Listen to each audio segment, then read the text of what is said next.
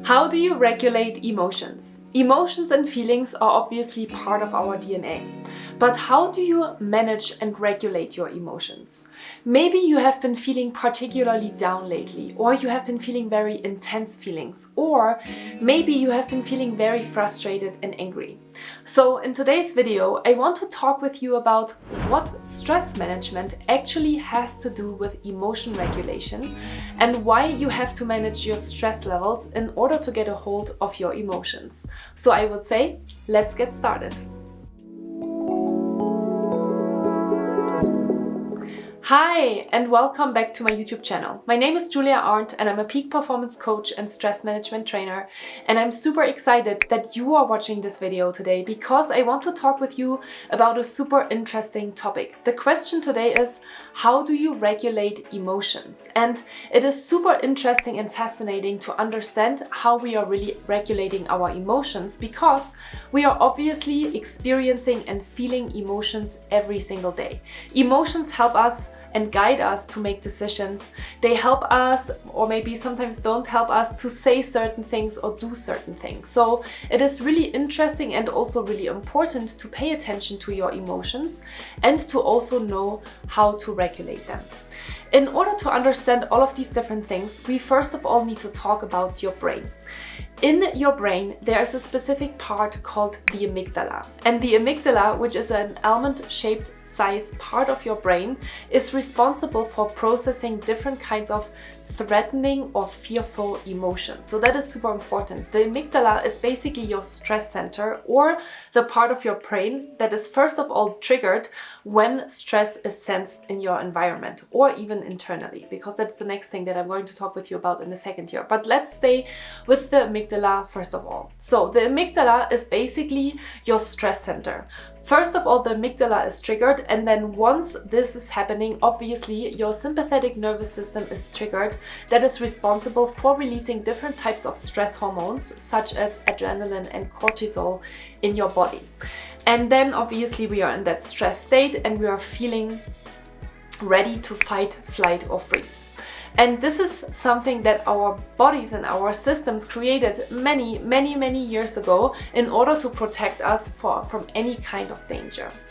What is really important to note is that when you are in this stress state, you are obviously experiencing more heightened emotions, right? Because you are now moving basically from your rational brain into your more emotional brain. And when you are in that state, when you're more in that emotional brain, when you are sensing stress and when you think that there is stress happening in your environment or something is threatening you, then your body is paying even more closely attention to what is happening in your external world and usually also in your internal world. And when you are in that emotional brain, then you are experiencing more heightened emotions. You might feel more stressed, you might feel more frustrated, you might feel more aggressive or angry, or you might feel more sad or worried, right? So all of these different emotions are very natural when you are in the stress state, when you are in that emotional brain or in that emotional stress state. So that is the first important thing to understand,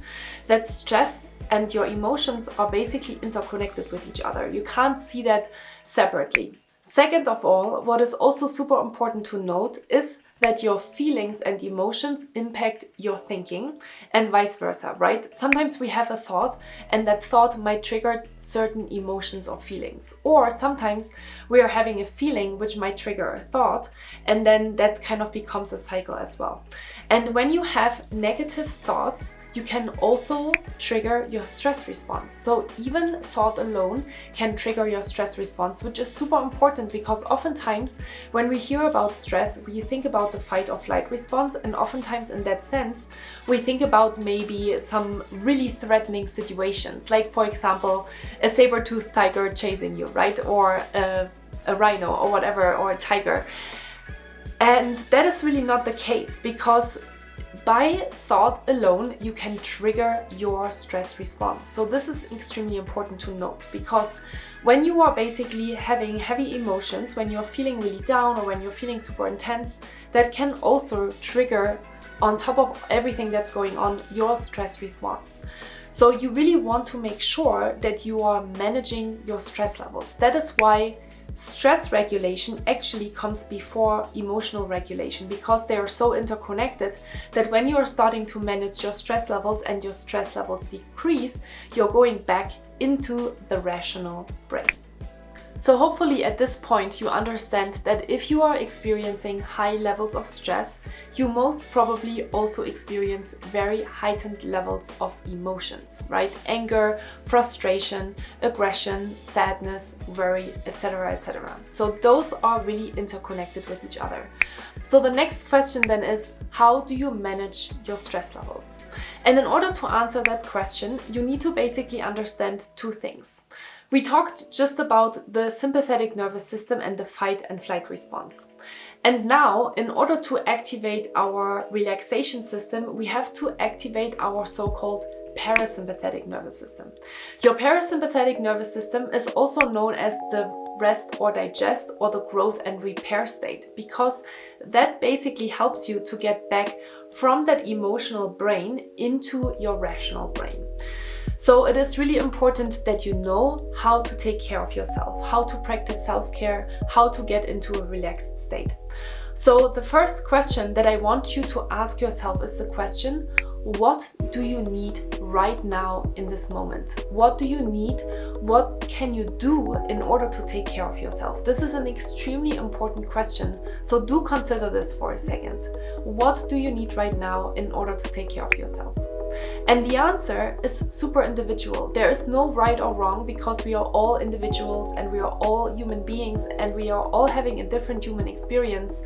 And it is important that you are just taking care of yourself the way you feel best.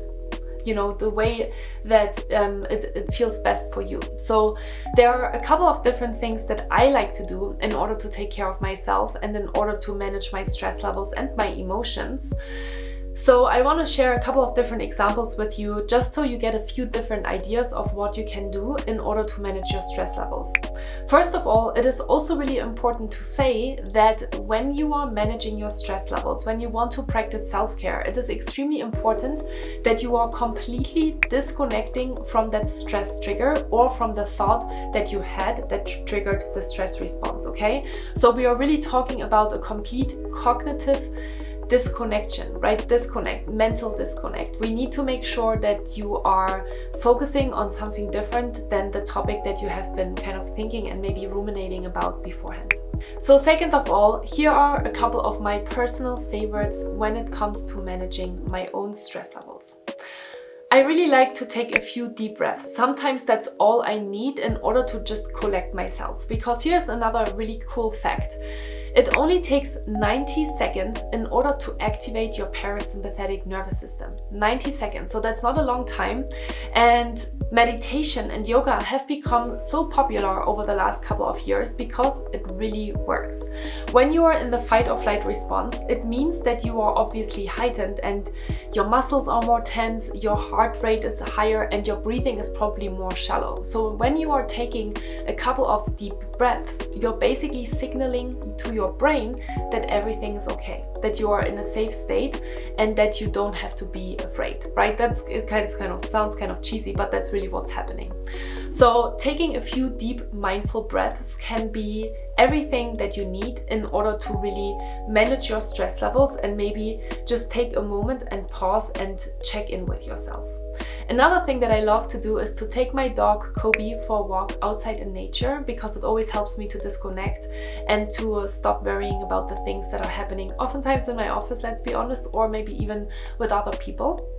Another thing that I really like to do is exercise. I love to do yoga, I love to do stretching, I love to go on bike rides or runs. I'm a super active person, so I really love to do that in order to fully disconnect, because sometimes it is not really easy to fully disconnect from your thoughts. So maybe sometimes sometimes you need a couple of different things and ways in order to do that.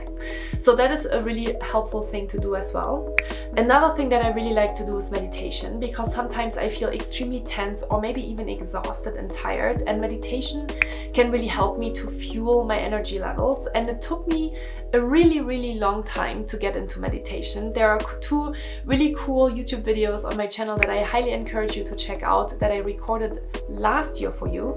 There's one about why I never thought I would start meditating and what really made the difference for me. And then I actually also recorded a meditation for you in order to get into a more relaxed state. So make sure that you're checking out all of these different videos and that content as well. And finally, another thing that I always talk about in my YouTube videos as well is journaling. I love to journal. Journaling really helps me to let go of all of the negative thoughts or maybe even the emotions that I have on my mind and that I'm feeling in my body. And it helps me to really go through my thought process, sort my thoughts, and let go of the things that are not serving me. So those are the things that I like to do, but again, you need to ask yourself the question, what do you like to do in order to recharge? What are things that are really helping you to fully disconnect from the things that just triggered your stress levels? So to wrap up today's video, if you want to regulate your emotions, you need to make sure that you're managing your stress levels and that you're practicing self-care in order to take care of yourself. I hope you found this video very informational. If you did, please give me a thumbs up and leave me a comment down below and let me know what thought or what idea resonated the most with you today. I hope to see you in one of my next videos, so thank you again for watching today's video and I hope to see you very soon.